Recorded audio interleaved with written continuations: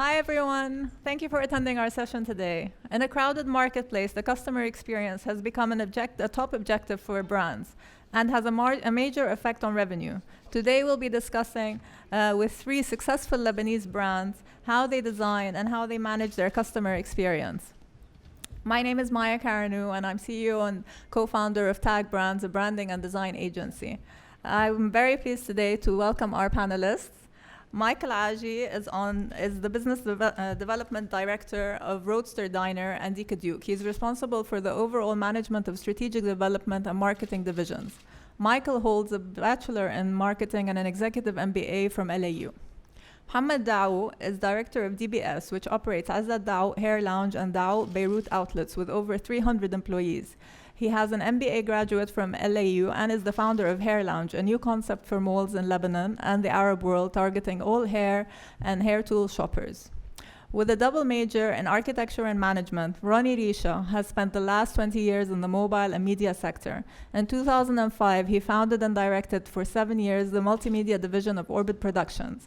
Ronnie Risha joined Le Bon Post in 2015 as the head of marketing.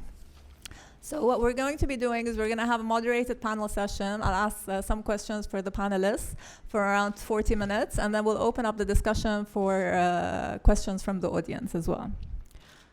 So let's start with Michelle. Please tell us a bit about your company, its history, and its scale and expansion throughout the years. Okay. Roadster Diner was established in 1998. We opened our first outlet in Ashrafiyeh. We were the first authentic American casual diner where people come and enjoy great food and excellent service. Now we have 16 dine-in outlets and 5 delivery centers. We cater for 4 million customers per year. We have 1,300 employees, and we have 3 new outlets to be opened in the coming year. Thank you.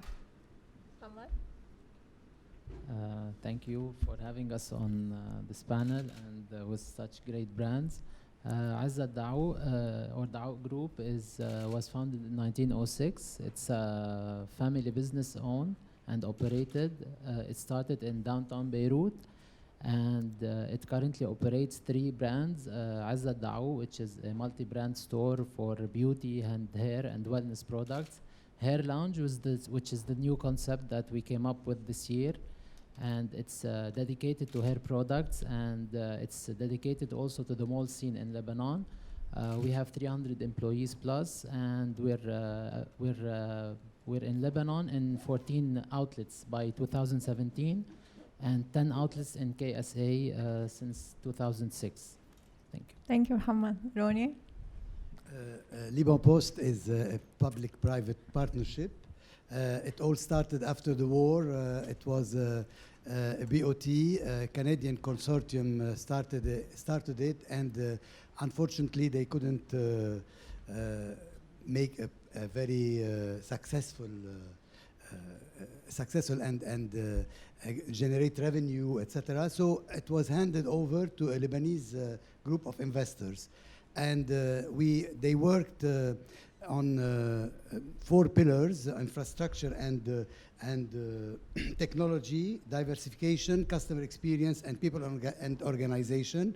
And they could generate revenue and make a successful story. We started in the beginning with the mailing service was going down, so it started by integrating governmental formalities and express services. Later, they introduced the collection services and retail, and now they are focusing more on the financial services. So it turned Le Bon Post from a postal operator, a public teller, to a fully daily life facilitator. Okay, thank you. Forbes says that the customer experience is the cumulative impact of multiple touch points over the course of a customer's interaction with an organization. Some companies are known to segment the customer experience into interactions through the web and social media, while others define human interactions such as over-the-phone customer service or face-to-face retail service as the customer experience. While developing your brands, how central was the customer experience to your process? At Roadster, customer experience is treated in a holistic approach. And this by understanding fully all the touch points throughout the customer journey. We are by far customer centric. Customers comes first. This is it's in the culture since day one. Everything we do goes around customers. Customers should be at the center of any decision that we make throughout the customer experience. And this has been since day one, and it's embedded in the culture at all Roadster Diner platforms. Actually, when we started the brand, all we had in mind was we wanted to bring in something new to the market, because we already have a multi-brand store that has been present here since 1906. So when we wanted to develop a new brand and we wanted something new to come to the market, we had two ways to do things. We either had to build a normal store with the shelves and products and sales force, or we would have to build something around the customer. So basically the story for us was very basic. We had to create something that is new to the market in order to succeed.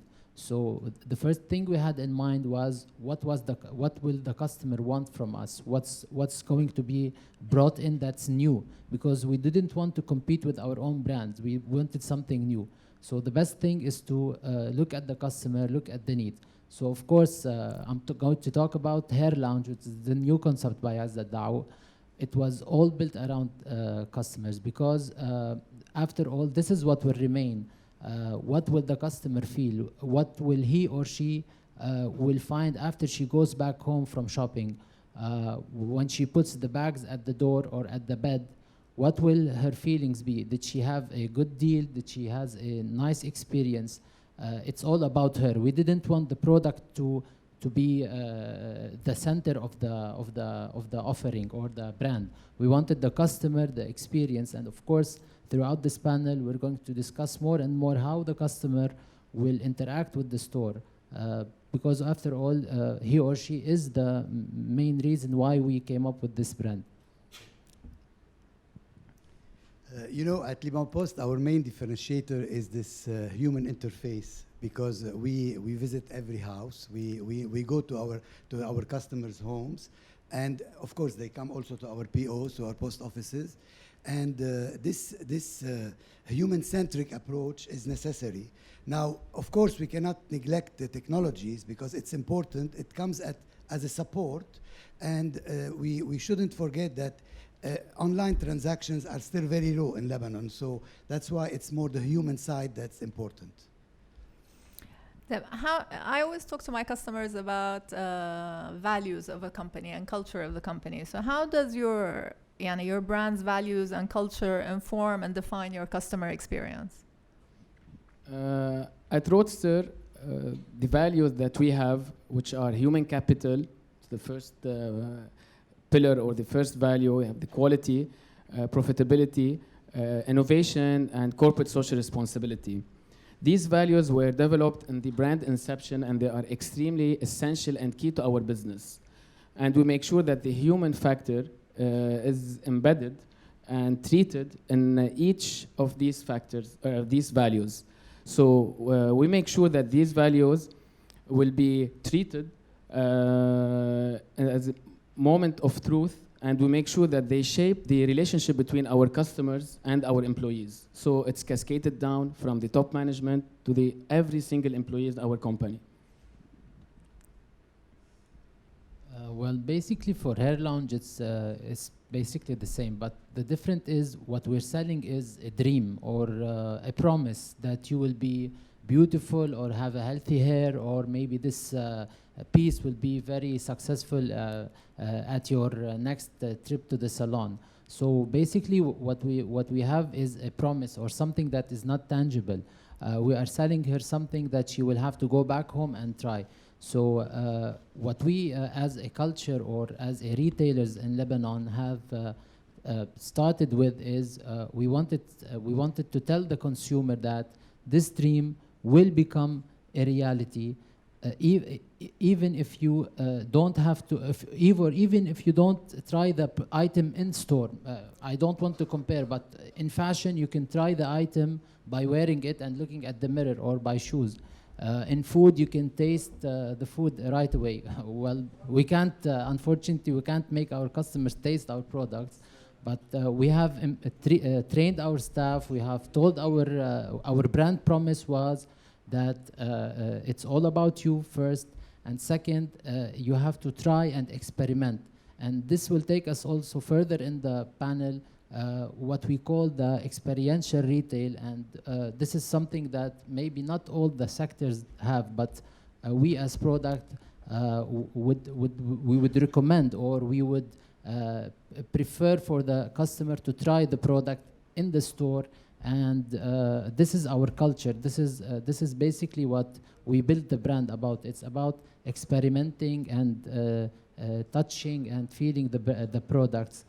So this is basically among our values and what we can always promise our customers. Thank you.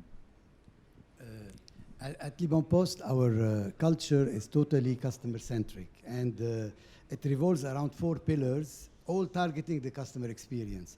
First is the convenience, to give the consumers what they want, whenever they want it, and whichever way they want it. Affordability, adopting an aggressive price strategy to retain existing customers and attract new ones. Versatility, of course, innovation in product offerings in line with evolving consumer needs. And likability, organize equity building activities which reinforce customers' love for the brand. Thank you. If you developed your physical outlet customer experience with an agency, please describe the process you went through in the development phase, because I think it'll be interesting for the audience to understand the relationship between how you build the brand and how the physical outlets are conceived. You need to pick up the right partners when it comes to such a big exercise if you need to renovate or revisit your customer experience. That's where we partnered with the Brandstyle Livework. They are the pioneer and they are the best consultant in terms of branding and customer experience. And they have been our partner for the past 2 years when we did the whole rebranding thing. And they did an excellent exercise by understanding and treating all the existing touch points that we already have and within all the processes and the function in the company. Then they analyzed the whole touch points, customer touch points. And then they, by doing intensive induction and qualitative surveys, then they pinpointed what the consumer needs, the millennials' behavior, and they translated these into insights to provide with a better and simpler and the best customer experience that we are operating now, actually, that's been implemented since June 2017. Excellent. Thank you. Well, basically, it's also the same for any brand that's coming up. It goes through different phases, from the phase 0, which is the research done to the brand and the benchmarks that has been set up. We teamed up also with very good agencies that helped us build this brand. We used 2 pillars, if we can call them. We have the brand builder, and who is someone who will build the brand around your objectives. And we have the retail architecture, which is also very important to create a visual identity and a sense of a brand. We also teamed up with one of the best in town, Tag Brands, which they did our brand, Hair Lounge. And we also worked with a French company to design our retail architecture. The format of the store depends heavily on your objective. If you wanted to build a simple store with shelves and products, it would be like a pharmacy. So when we approached the agency, we told them about what is the essence of Izzat Daou and where would the new brand would want to be. And that's when we also did something called the customer journey. We did the zoning. We did the touch points of the customer journey also, and we teamed up with Tag Brands to create after also يعني getting a consultant to help us to write down and define our brand. We gave the brief to Tag Brands, and they developed the brand in terms of colors, in terms of name, in terms of positioning. And then the retail architecture, based on what the agency has given us, they built also a store with different colors, with a unified visual identity, to tell the consumer that you're stepping into a new experiment.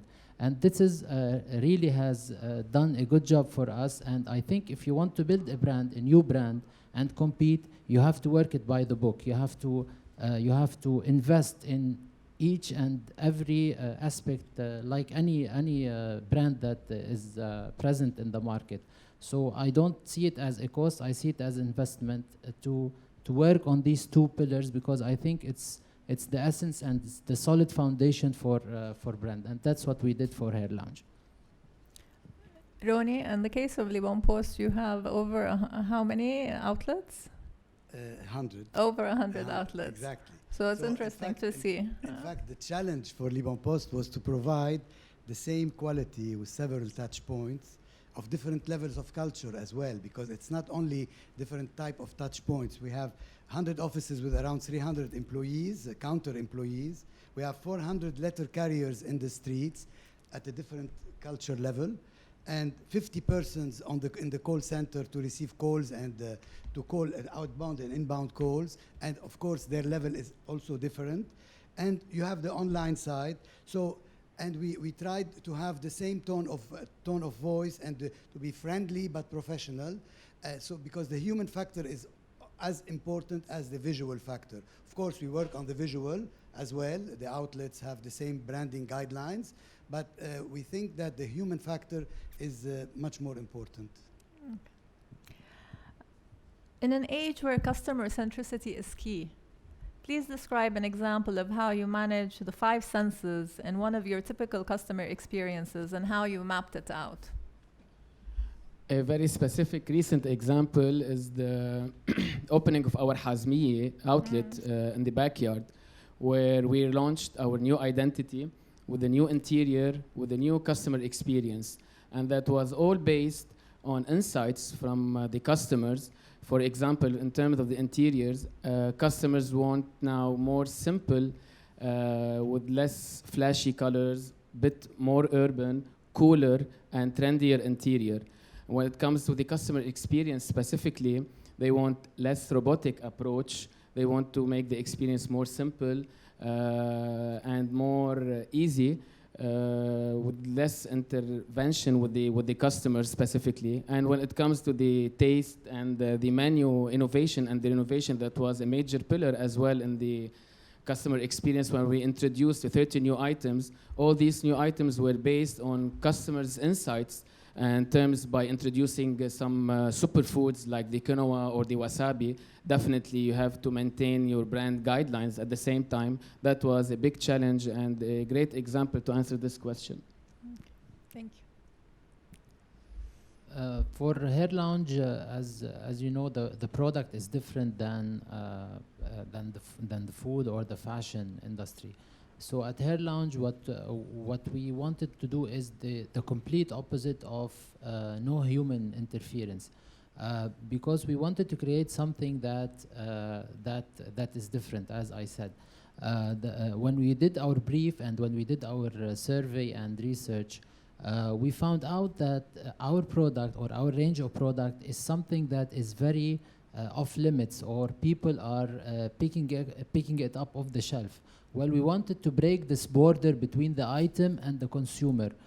So we came up, when we briefed our agency and our brand architect, we told them that we want to break this border between the item and the consumer. That's why we came up with something that's called the engagement table. The engagement table is centered in the middle of the store, and it allows the consumer to interact with the item. we didn't want him or her to buy a product that she didn't touch, even though we all know that research has been done online and people come to the store to buy.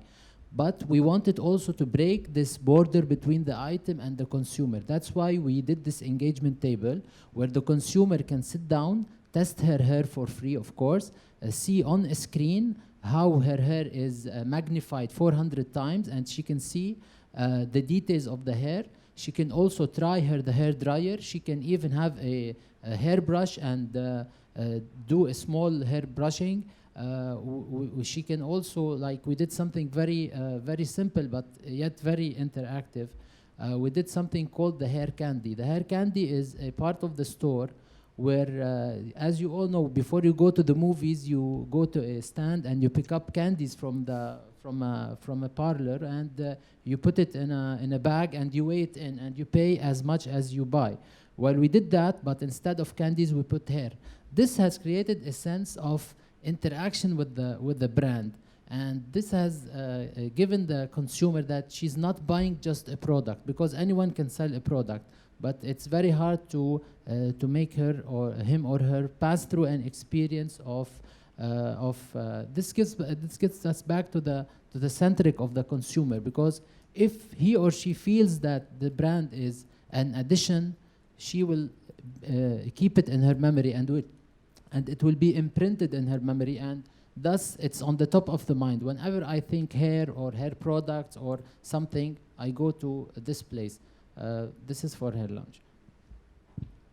Of course, at Liban Post, it's far from food and from products because we have services and logistics. It's true that we have some retail items more and more now introduced to our customers, but mainly we cannot forget that the main job of Liban Post is to provide services. So that's why we try to let them feel that they are immersed in an agreeable atmosphere, agreeable brand environment, where they can do whatever they want in an easy way, in a convenient way.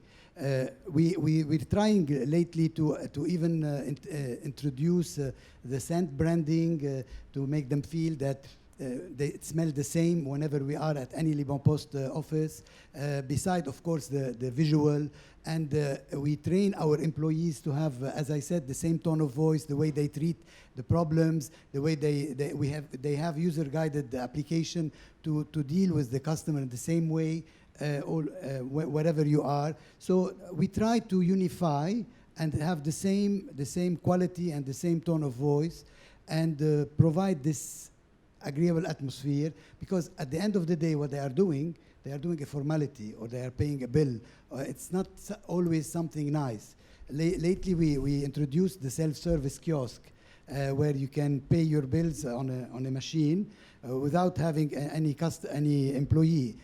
So what we said in our ad, that we are associating paying bills and paying traffic fines to enjoyment, to the shopping in a mall, etc., where you are really in a very nice atmosphere, so to diminish the ugly side of the payment, and that's it. Okay.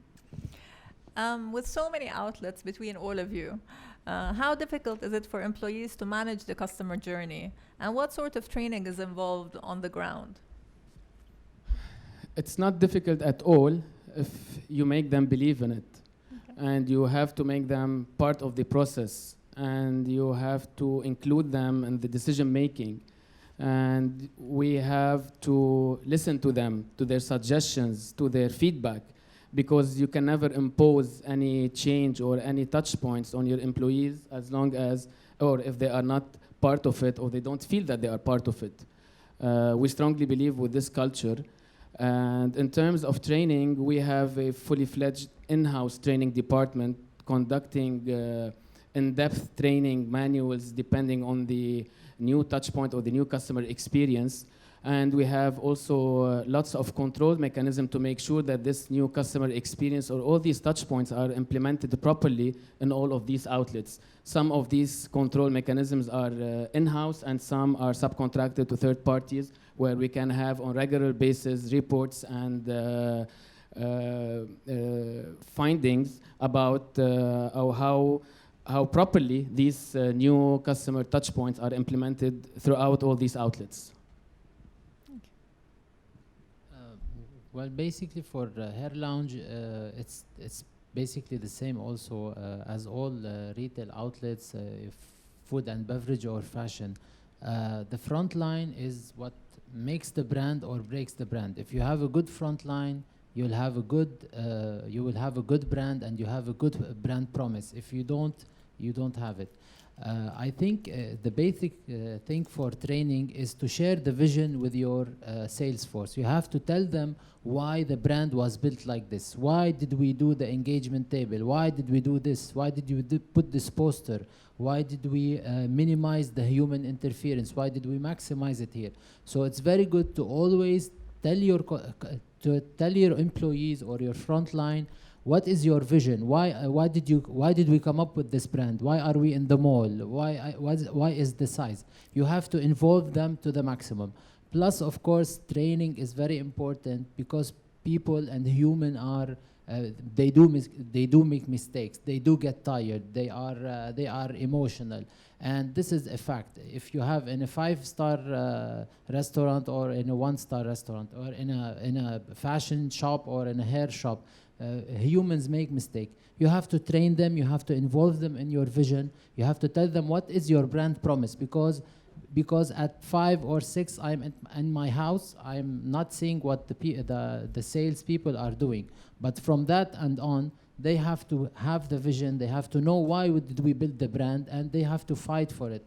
So basically, it's a mixture of training and involving the employees in your vision, so you can reach your brand promise and deliver what you have promised.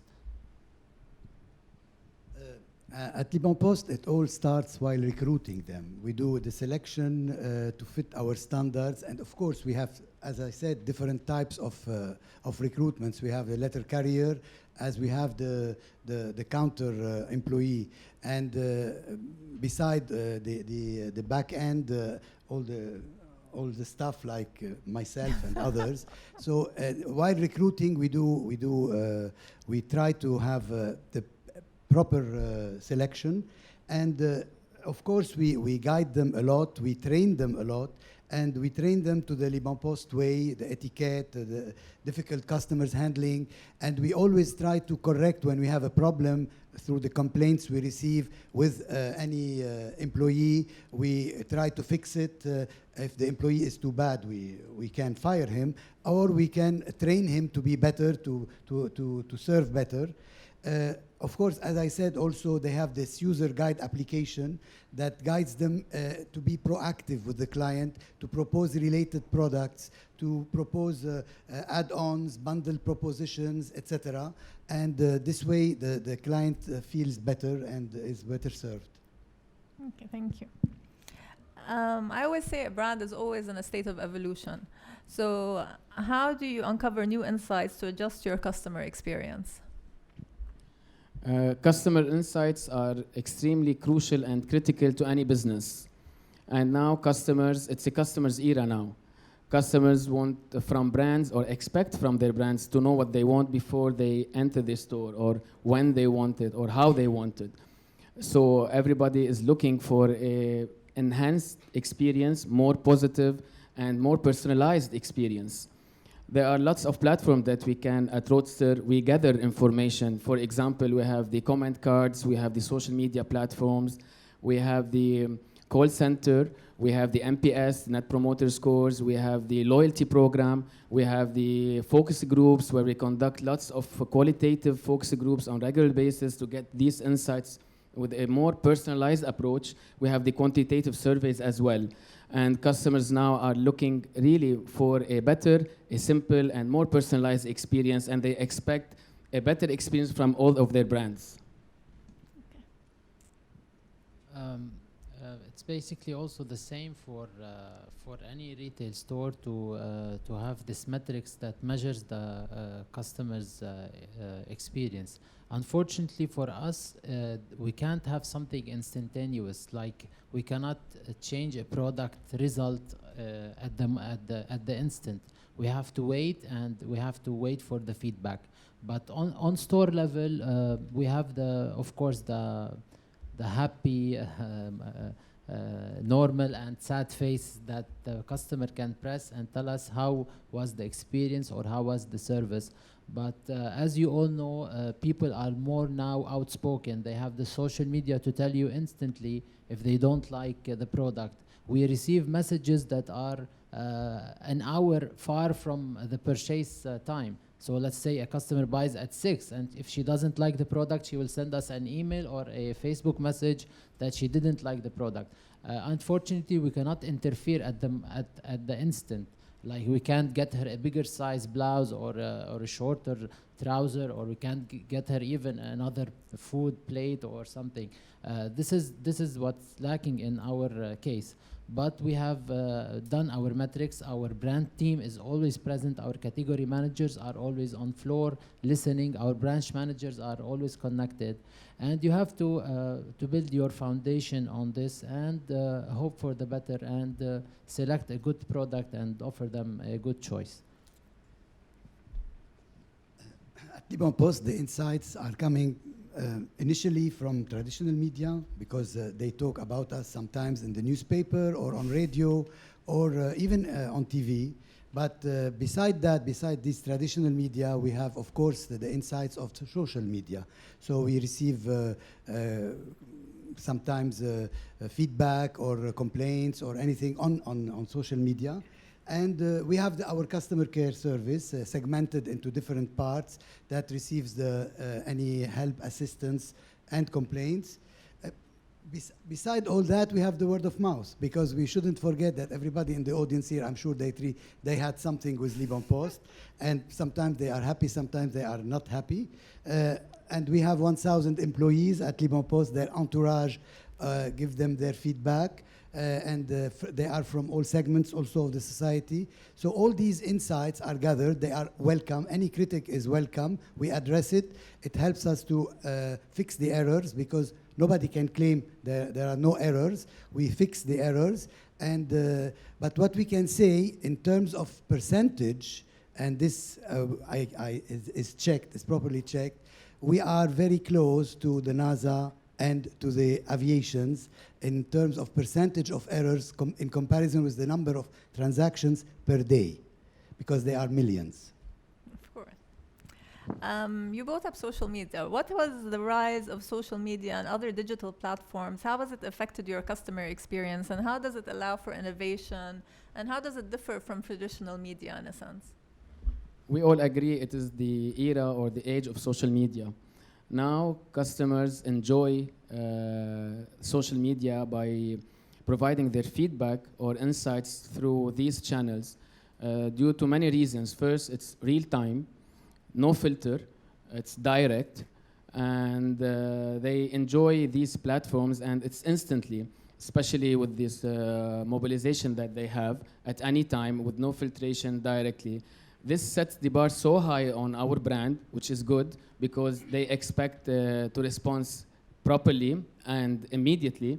And these channels, we can have lots and great of insights from these customers, where we can build up on building up innovative products. For example, many products that came up recently, for example, the Black Burger, when we launched it, it was based on a couple of insights by a couple of customers through social media when they pinpointed such a suggestion, and we responded directly to this, and we managed to have a great campaign around it. I couldn't agree more. The social media is live now. You can talk about something you don't like on a video and broadcast it live. Well, for us, it's basically the same. Social media is the new thing that is people are taking their decision and making their decision based on what they see. Unfortunately, we cannot make the service as beautiful as the flyers or as the poster or as the brochures we publish online. For us, it's basically very, very simple. We do not over-promise our customers because we don't have instantaneous results, and we do not under-deliver what we have promised on social media, because people will log into your social media, check your store, check your product, check your services, check your opening hours. So you cannot but have a very controlled social media. It's a very good medium to get feedback, and especially that you can fix it online. And as you all know, the reviews on Facebook, you cannot erase them. You can answer as much as you want, but you cannot erase. So this is also very important to manage your social media. But let's be real. Also,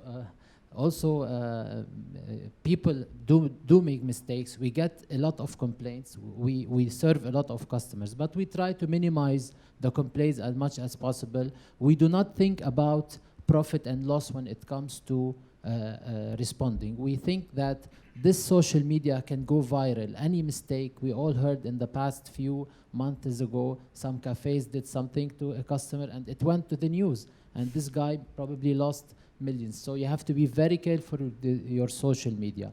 Compared to regular media, it's live, it's everything. I think now there's a trend that people are going to the store, trying your brand, and buying it online to save on money, and vice versa. They go online, check the product, check the reviews, and then they go to your store and buy it. So basically, it's shaping our retail, and it's shaping our consumers. That's it. I start from the end. In comparison with the traditional media, the difference is when it's not live. Because traditional media has the same impact when it is live, because you can interact immediately on a radio or on TV with your or with the audience. Otherwise, it is delayed. So the answer and the reply and the feedback are not immediate, and are not. Also, you cannot measure the reach, because people who are watching at that time are not watching maybe when you replied, and there is a kind of waste here. While in social media and digital platforms, it provides the customers with an interactive platform, live, fresh insights. It allows targeted communication. You can select your community, the community you want to boost and to reach, and you can measure this reach and also get the immediate feedback. It enables also to know more the customers, because you are looking at them every day, hearing their comments, their needs, etc. It inspires you to do better and to arrange errors, to fix the errors, and to innovate. And at Liban Post, we are continuously innovating. And this year, 4 months ago, we received an innovation award in the category of innovation against even the English and the British and the German postal operators by an international entity. And we introduced, as I said last month, the self-service kiosk. We have many things coming on the way. We will launch our mobile application, a very interactive one, and a new website, and something else I won't talk about now because it will be disclosed later. A surprise. We live in the age of big data. Okay, so how does big data and data collection affect your customer experience, and what do you learn from it in the life cycle of your brand? Again, we as Roadster, being very customer-centric, big data is our most valuable assets. And how do you collect it in a sense? We live on data. We breathe data, on feedback. When I mean data from our customers, we take and we treat all the feedbacks from all the channels that we discussed before properly. We have fully fledged customer service department to filter and analyze this data properly. We have a function that was recently introduced to the department, business intelligence, just to make sure that we are analyzing and optimizing the data properly. It's not enough to have enough data, but you need to optimize and to take advantage and to revolve and evolve these data and make it more innovative and into a constructive way. So really, we at Roadster, being customer-centric again, customers' data is our most valuable assets in the whole company. We all heads of departments, all the decisions that are made are based on customer centricity, based on the customer's feedback, and all these insights that we gather from all these channels. Thank you. Well, information is everything. This is a proverb, and for us, it's basically as retailers, we highly value the data that comes into us. That's why we recently, and of course, we recently in Hair Lounge, because it's a new concept, we introduced the CRM, or the Customer Relationship Management, which is basically uses the data that is funneled to the company from all the outlets, and it's sent to the headquarters, analyzed, and that produces reports, and that produces also the customer behavior. This is not only for demographic. It's not only used to see whose birthday is today or who's buying this and buying that. It's also for psychographics, for demographics, of course, for age, for customer behavior. So CRM is basically one of the main things we try to use and funnel our data to. Data tells you as everything, like the product that people like, the services that they like, what kind of things they are exposed to, and this is all cannot be done without having everything like labeled and categorized into a certain system.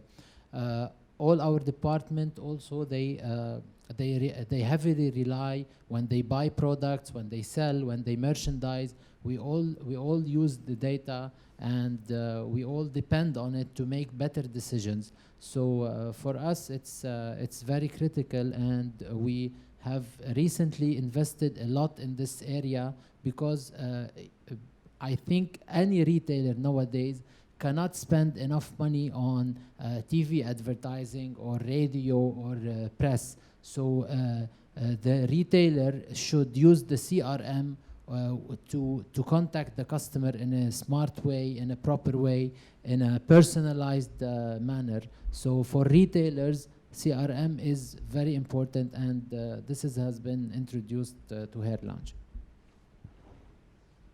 Liban Post can claim to have the largest database ever, because every single Lebanese deal with Liban Post for anything. We have 150 services, 450 sub-services, beside the mailing and the postal.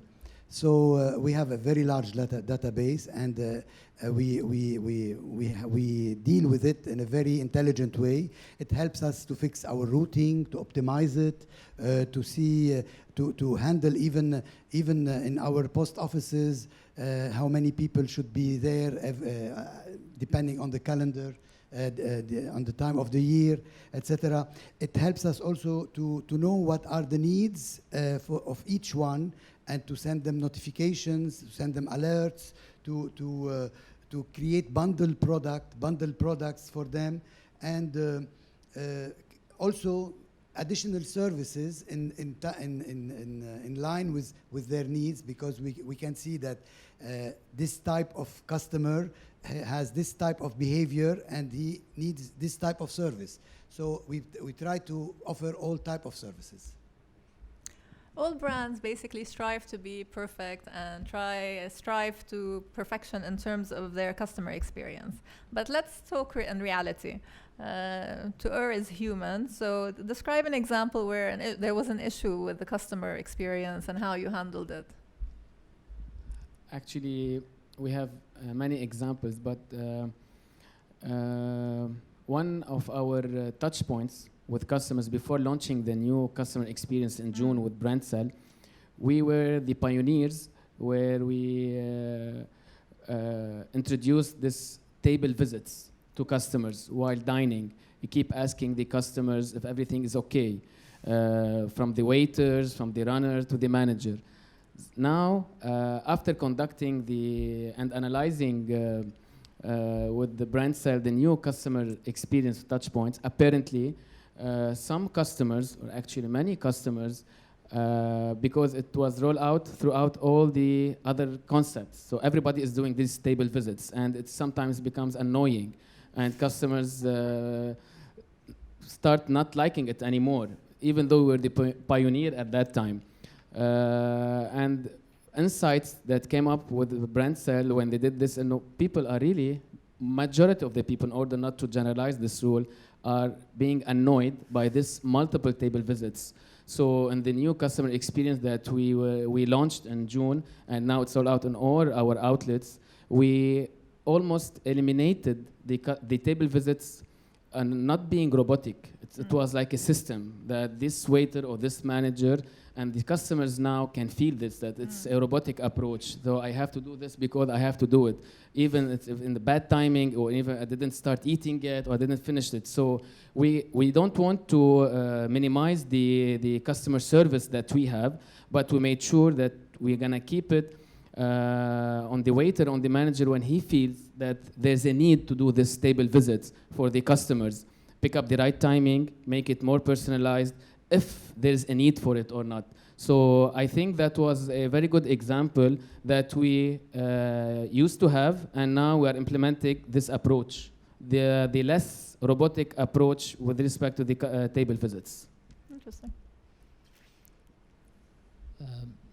For us, we see humans are changing, and what used to work for them 10 years ago is not working for them nowadays. So people habits and things that they used to like are not the same. As a retailer, you have to evolve and change your methods of interacting with the customers. A very simple thing that when we introduced the engagement table and the do-it-yourself shelves in our store, as you know, the consumer in Lebanon, they like the one-to-one interaction. Like they see the price on the shelf, and yet they tell you, how much is this for? This is for retail. So basically sometimes, even if you try to enforce something new on the customer by telling them, you can do it yourself, you can shop, you can have the silent salesman where each product has a description, but yet not every customer likes this experience. So we found a middle way, like we did the engagement table, but we also tried to employ more people on floor to serve the customer, because people in Lebanon, they like to ask questions, they like to, even they take the advice from the salesman. Some people try a blouse or a shoes, and they ask the salesman, what do you think? So you cannot develop a store that is only robotic or without any human interference. This is something we faced. There's always the first few stores that you open, the first few months where you have to train your employees on the business model, and you have to tell them what the brand is, but yet you have to modify after the first store was not our biggest success, maybe the second, the third. So you have to always change your strategy, change your ways, even if you have to modify, but do not be like stubborn about something you did, and try to change because it will work for your customers. That's it. The problem I'll choose, the issue is the rush periods and the long waiting time. I'm sure some of you had faced it at our post offices. The way we try to address it is, first of all, through an intelligent queuing system, by creating a fast line for quick transactions when it is possible. We have a drive-through post office. We have kiosks in malls that open from 10 to 10, and even on weekends, so the customer, if he doesn't have time to go specifically to this post office, he can go and do his shopping, etc., in the mall, and while there, he can check if he can make the transaction and finish it. We have also the Liban Post call service, where you can call the Liban Post, and the letter carrier will come to your house, to your office, wherever you are, and can execute the transaction for you on your behalf from A to Z without the need for you to move or to go to anywhere. And lately, as I said, we created this self-service kiosk and more to come in the future. Well, I'd like to thank my panelists, and let's open up the questions to the audience. So who has any questions for these great brands? As you wish.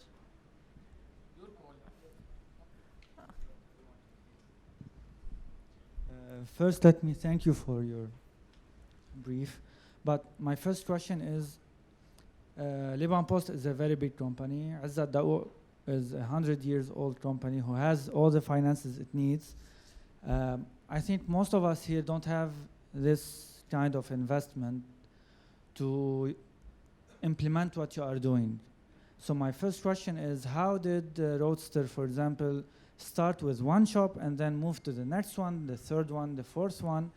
Because currently, the price of opening one shop is huge.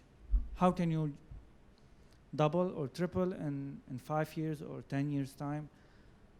How do you do that? How do you start with, and how do you collect? How do you do everything?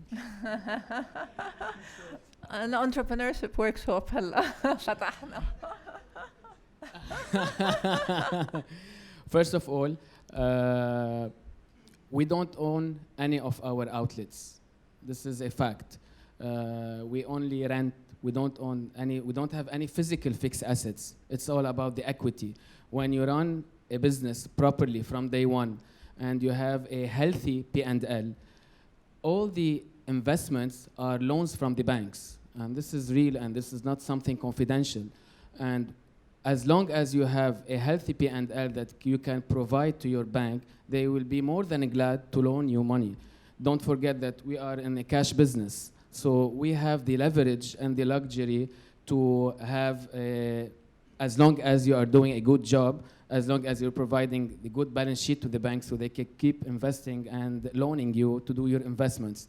This is simply since day one. I've been in the company since 1999, and I have been doing the feasibility study and submitting the loan for each outlet, starting the second outlet till today, now to Brumana and ABC Verdun. I do the feasibility study with my financial director.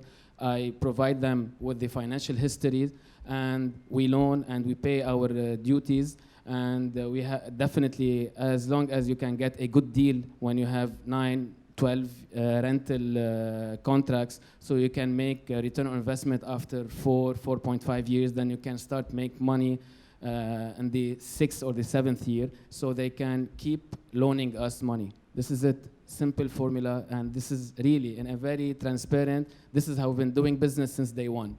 Again, we don't own any fixed assets.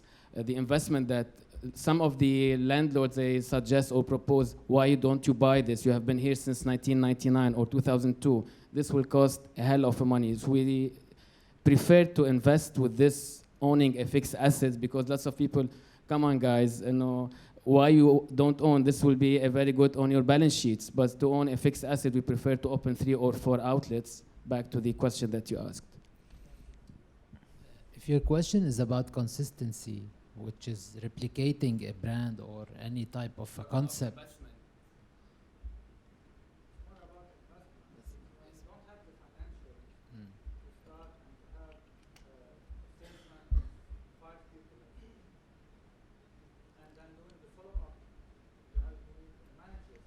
Yes, layers.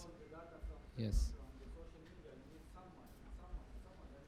Well, there's, yes, it depends on the size of any company. You have to look, but every brand, no matter how old it is or new, or it's all about investing and waiting.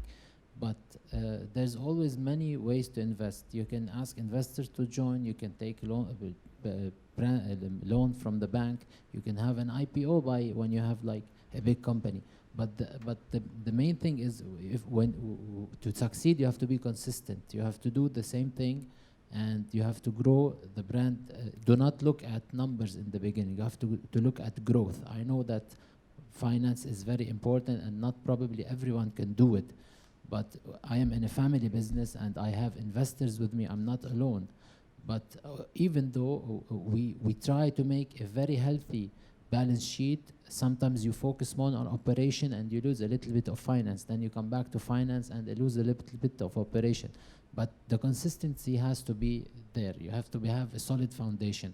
That's why when we built a brand, we decided, even though we had to pay money, but we wanted to build something that can last a long time. Deb, let's take another question. Yes, So, yes, yes.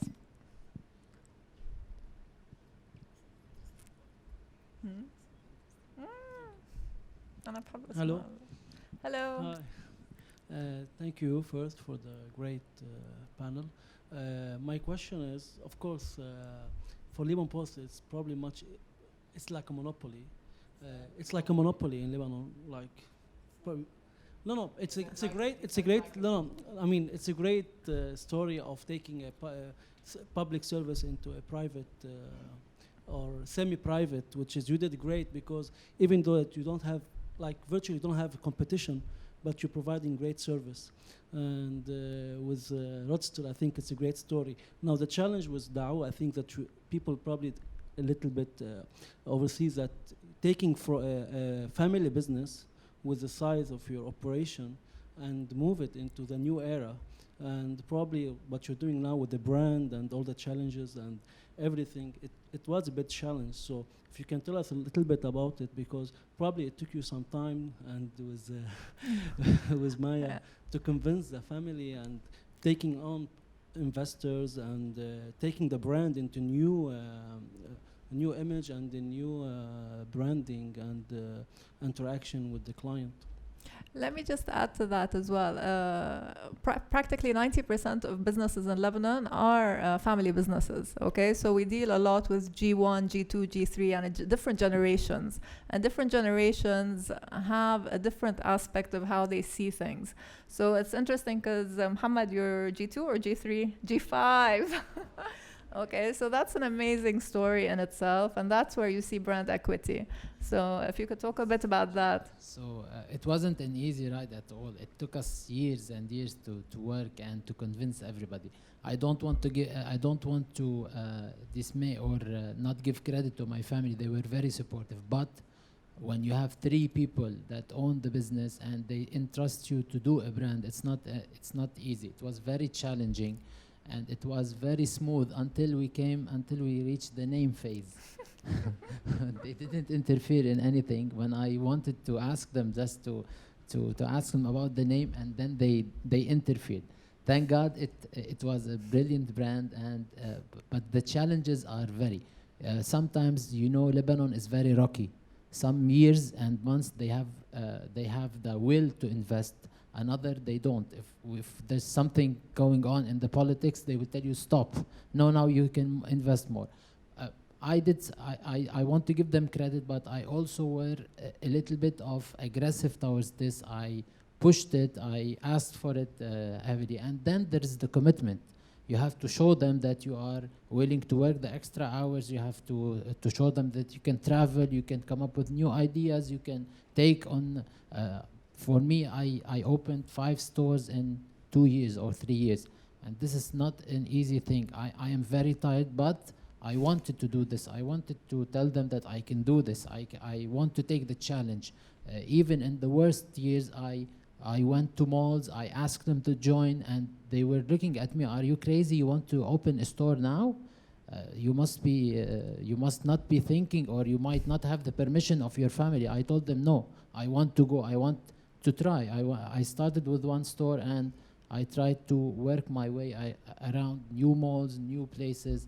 I'm also considering the new like Verdun in ABC in Verdun. It's not cheap. The square per meter is very high.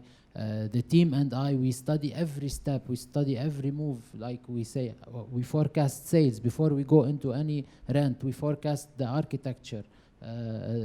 Everything. So it's not an easy, but you have to be aggressive. You have to show them that you can do it. And it's a small tip, but don't listen to everybody. This is a very simple tip. You have to close the ears and go forward, like work your way around this. I know family businesses are very hard, but you have to work it. Hello, good evening. It's a question more for Roadsters.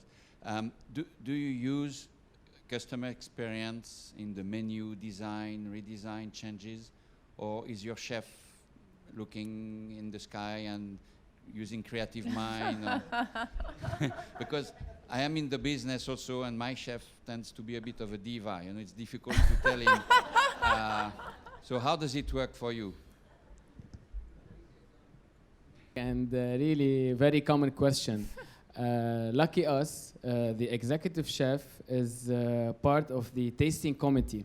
We have a tasting committee that decide on any changes regarding the menu renovation or menu innovation, or when we introduce any new items, or when we want to replace a brand by a specific brand. He is the project owner, he is the initiator, he invite us, but the decision is on the tasting committee, which consists of 5 people, head of operations, me, the CEO, the procurement director, and definitely the chef.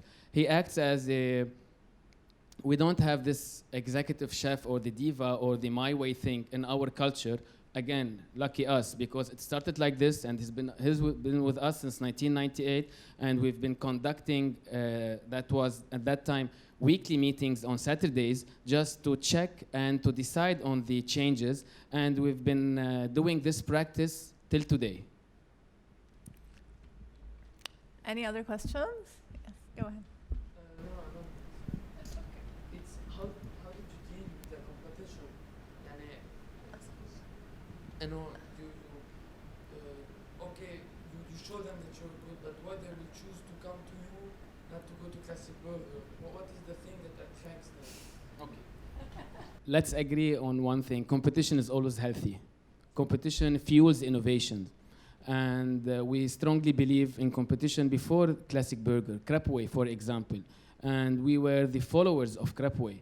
In terms, Crepway started, then Roadster came up. We took the leadership in 2007 and have been the leaders in the market in terms of volume, in terms of footfall till today. Again, when you see competitors entering the market, you should work on yourself, because you should keep evolving and innovating to keep the loyalty of the customer that you have. But the good thing that many customers, many of our loyal customers, they go try other competition or other brands. With all respect, they are all good brands. We really operate very good brands in Lebanon. But again, it depends on the level of loyalty, and it depends how much you took care of these customers before. They will be triggered to try something new. This isn't the human nature, but I assure you they will come back again to us. Any other questions? Any other questions? Roni, please go Say ahead. something, Hey, yes. of course. But just to answer him about the monopoly. First of all, no, it's very important to highlight this issue, because there is a misunderstanding. First, we are the official postal operator. In terms of postal, we have to be, and we are not, unfortunately. It's illegal what the others are doing, but they are doing it. You have many courier services, and they shouldn't be existing, or they should pay a fee to Liban Post, because Liban Post is the official one. This is on one side. On all other services, we created those services. We introduced them to the market because they were not existing before. You had to go and renew a work permit yourself, and it was a big hassle. Now, when we did it, it was not a monopoly as well. The minister at that time asked us to make it as exclusive, because he wanted to get rid of all the corruption he had in his ministry. Unfortunately, today it came back to the ministry again, but we still are offering it, and others are offering it. So there is no monopoly whatsoever, and we are all the services we offer.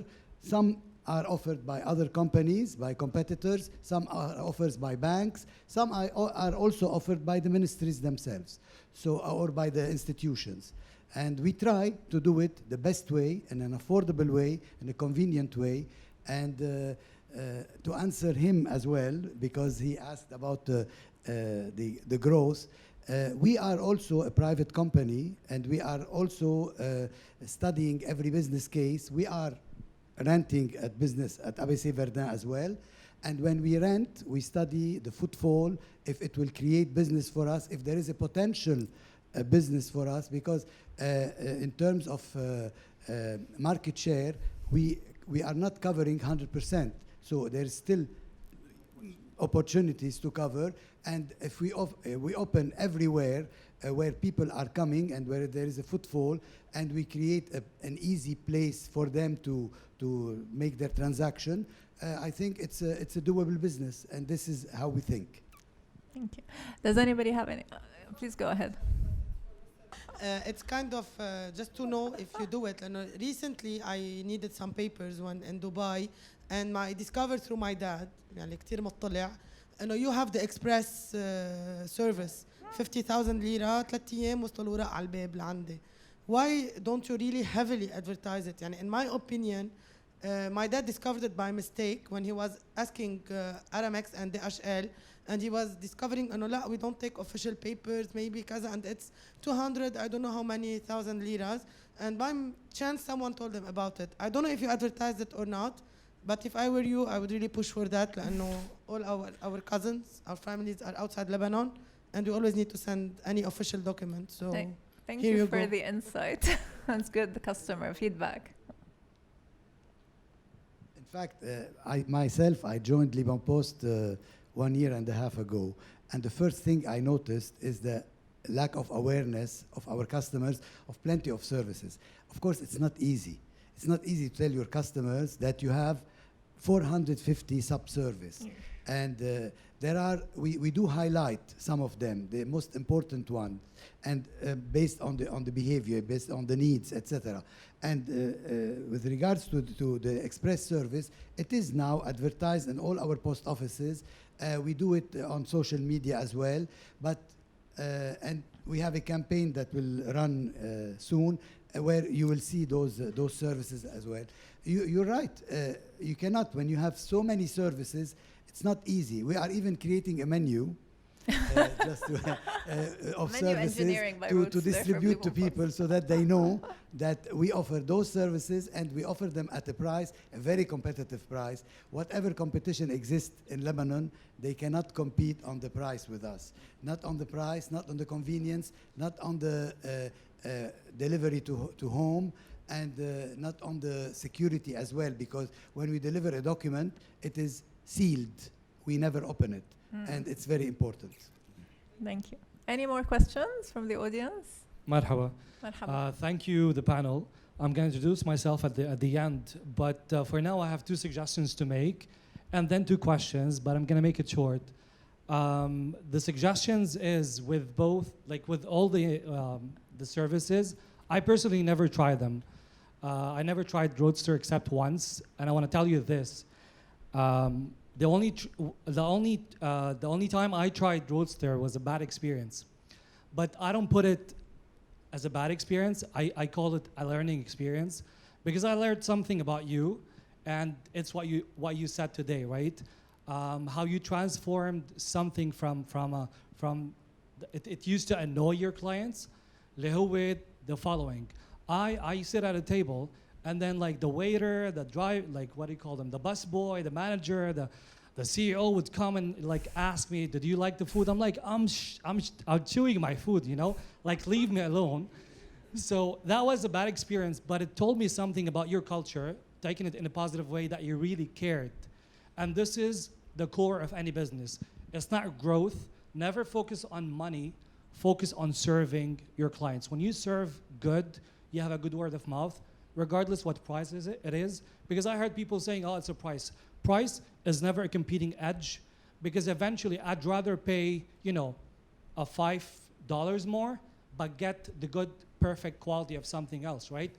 Azzad Daoud, what I want to tell you, I guess I have a good haircut, but I never tried, I never tried Azzad Daoud, like seriously. But in the marketing, I suggest that I remember Azzad Daoud growing up, because probably my mom or my dad used them.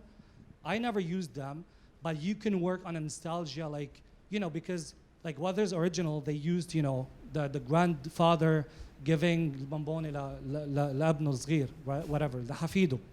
So you can work on that in the marketing, because part of why we buy is, you know, asides hope, because you're giving women hope. You have the hope of looking better, looking sexier, looking more beautiful, looking, you know, whatever. So that's the hope. Every one of you is in the business of selling hope. You sell the hope of going out and like trying new food and hoping it's gonna be like a nice experience, meeting my friend, going on a date. It's all about selling hope. So you could do that as well.